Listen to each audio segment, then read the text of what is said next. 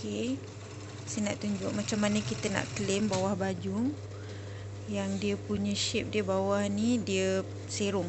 Okey, kalau kita claim macam ni, kita lipat dua macam ni, macam biasa kita lipat dua, dia akan terkeluar macam tu. Jadi kita nak claim bagi dia kemas, okey, supaya dia jadi macam ni. Dia jadi tiga segi bucu macam tu. Okey, mula kita lipat macam ni. Okey, lipat tiga segi macam ni. Okey, berapa ukuran dia tu? Lebih kurang 1,5 inci. Lebih kurang lah 1,5 inci. Lipat macam tu. Okey. Lepas tu kita lipat bahagian bawah ni samakan dengan bahagian lipatan ni. Okey, macam tu. Lepas tu kita lipat sekali lagi sampai hujung ni dia jadi bucu tajam. Okey. So macam tu lah. Lepas tu kita jahit. Okey.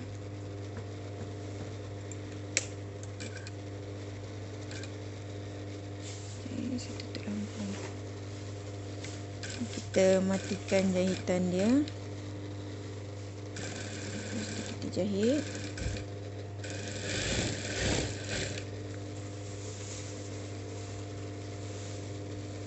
Okey, bila dah lipat tu dah senang lah. Yang lain kita follow je lah. Kita lipat.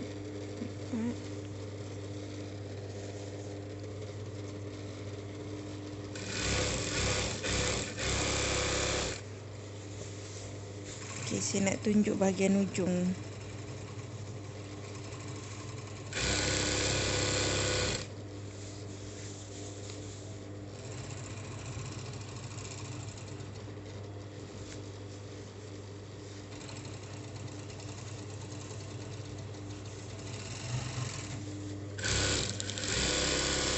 Okey, sebelum tiba ujung, okey, kita buat benda yang sama. Lebih kurang 1,5 inci. Okey,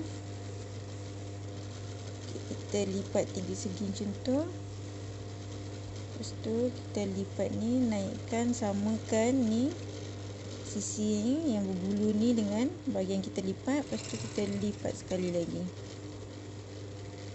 Okey, ujung ni jadikan dia tajam.